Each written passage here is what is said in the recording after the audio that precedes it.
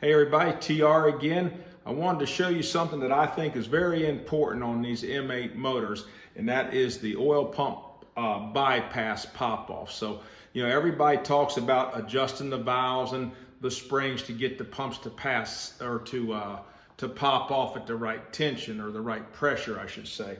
And what I want you to understand is although it pops off at the right pressure, you have to make sure that it's not bypassing. And that's where this seal, the way that this valve seals in the pump, becomes so crucial. So what I'm going to show you, this is a pump that I just did. This is a fixture that we've made up here to bolt our S&S pumps to. As you can see here, we can adjust it. So Sierra's going to zoom in here, right here, and we're going to show you. Now, I like my pumps to kick off at about 45 to 48 pounds. I don't go much higher than that. You can see it did that right there, okay? But here's the crucial thing. If you step over here and you look at this hole right here that you see, that is what you call the bypass hole. So once this thing pops off, the oil starts to bypass into here and goes back into the feed side of the pump.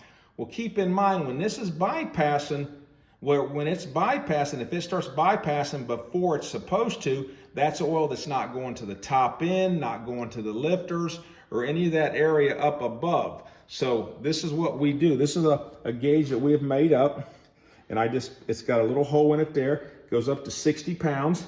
And then what I do is I just push it into that bypass hole like that right there. And then what I do, now, a lot of times when we get this pump, we'll start to add the pressure to it, and we'll see it get up to 20 here, and you'll see it here at 10 or 15 pounds here. That means you're bypassing almost, 50% or more of the pressure that you're putting into the motor. So as you can see here, if you watch here, if you see there, we are up to, what's that, Sierra, 20? Yep. Okay, now we're up to what? 40. 40 pounds. And as you can see right here, we have not started to bypass here at all. That's because we have 100% seal on our plunger here. Now, if you'll watch this, when it gets up to where it pops off, then you see it goes to 50. And that's what we have our pump kicking off at 48 to 50, let's say.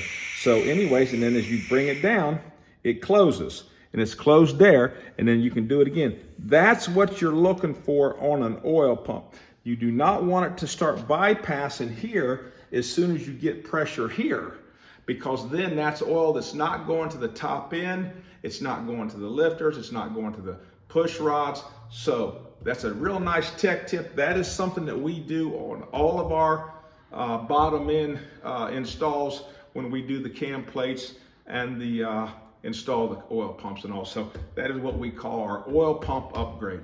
So thank you very much.